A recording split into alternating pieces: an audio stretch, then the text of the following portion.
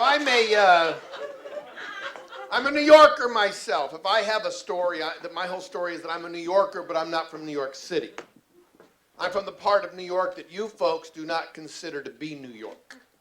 You know, I'm from the western part of New York State. You would call it probably the Finger Lake region, western New York State. My hometown, Hornell, Hornell, Hornell, New York, a small town just on the outskirts of a Walmart. Because I am a real American. Because real Americans, we tend to live close to Walmart. 85% of us in the United States now live within 15 minutes of a Walmart. Isn't that an amazing statistic? We live within 15 minutes of a 24-hour store. Anything we want in America, 24 hours a day. Because sometimes, as Americans, we wake up and we need stuff. We do. We sit up in our beds. Oh, God. Oh, roofing nails. I can't wait. I said I can't wait. Don't hold me back, woman.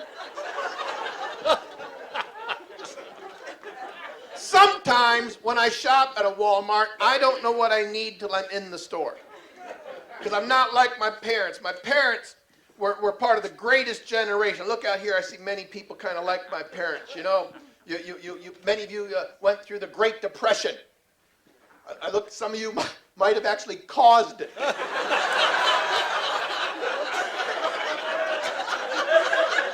So my parents' generation, very frugal people. When they wanted something, they didn't buy it, they saved. And only when they had enough money would they put this item on the list. And then they would go to the store with their list in hand. And they would only buy what was on the list. See, when I go shopping, I don't have a list. I have no list. I have no list. When I go shopping, I have an hour.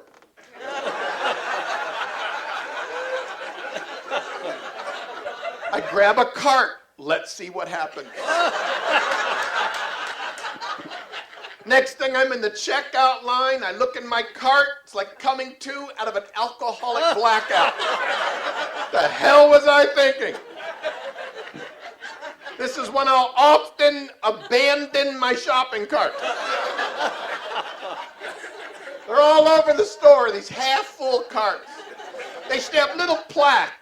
This is where a shopper came to his senses. First of all, New York is one of those places everybody should come here once in their life. You know, New York City is like the Mecca for people who don't go to Mecca.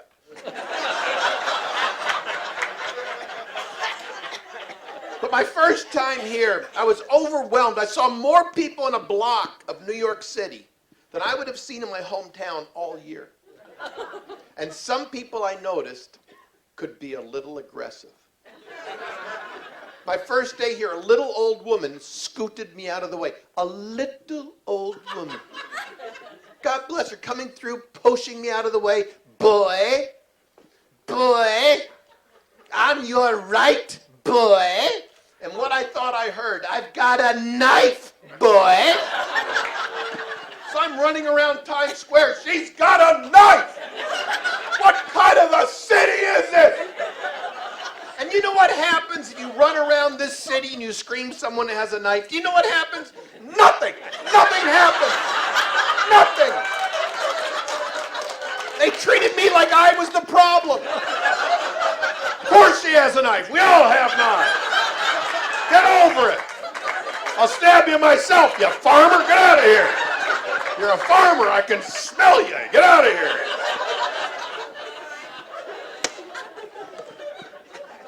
I'm an easygoing guy. Doesn't take a lot to make me happy.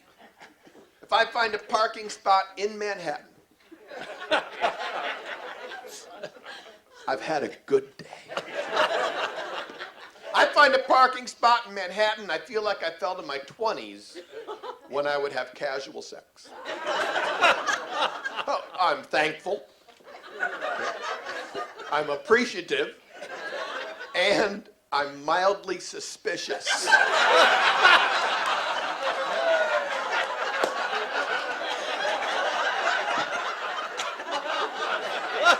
Because whenever I find a parking spot, I can never trust it's a legitimate parking spot. I'm always standing next to my car in doubt. I don't know.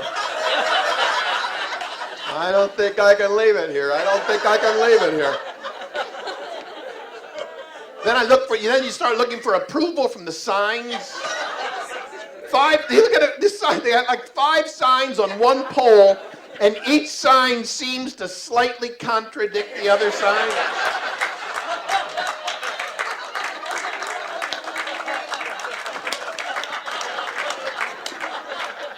But I'm at this point in my life, I'm starting to make noises. I do any kind of work around my home, I make 2 noises. One noise when I do the work. Another noise about a second later. Sounds like I'm thinking about the work I just did.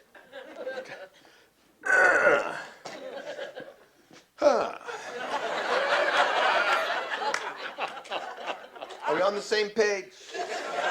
Everything I do, I sit down, I come home at the end of the day, I sit in my chair. Oh. Whew.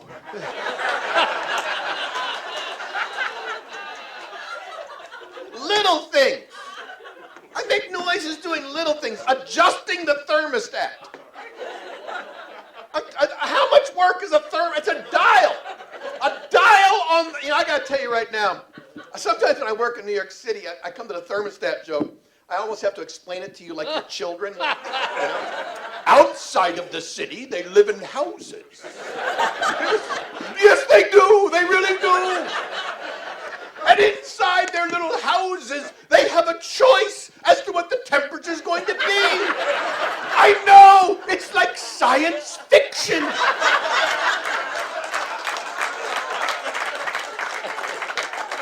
Because in a real New York City apartment, not a lot of minute temperature adjustment. When you have a radiator, the radiators are on or off. You people, God bless you, can either comfortably hang raw meat in the living room or you run into your hallway on fire. The only way to effectively adjust the temperature in a real New York City apartment, who knows? Open the window. Open the window, of course. They raise and lower the window to adjust the amount of the Arctic air mass they're going to allow in. It's getting a little toasty. Time for a nor'easter.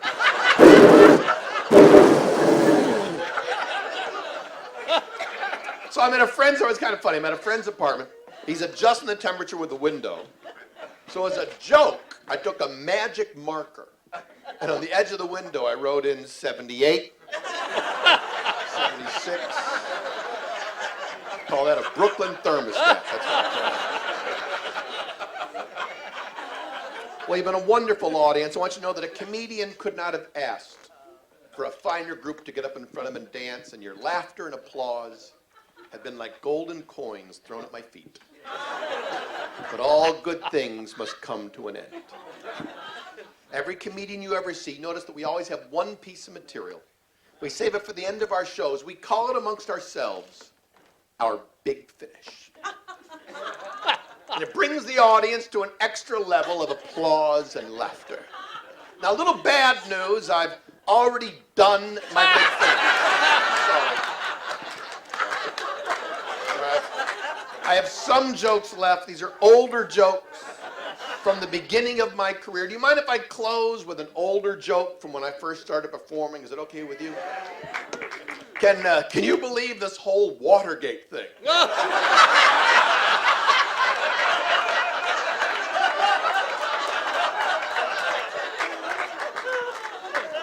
So every generation will have an event that bonds them together.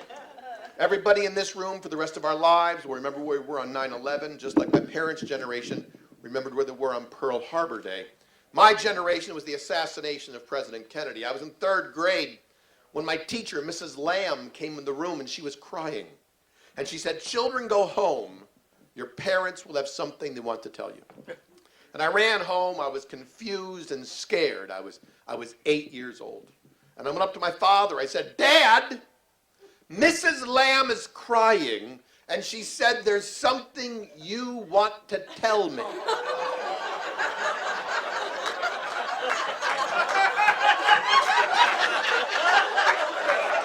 And I'll never forget, my father said, she's a liar and a whore. That woman, don't bring me. It's been a wonderful audience. Thank you all very much. Good night.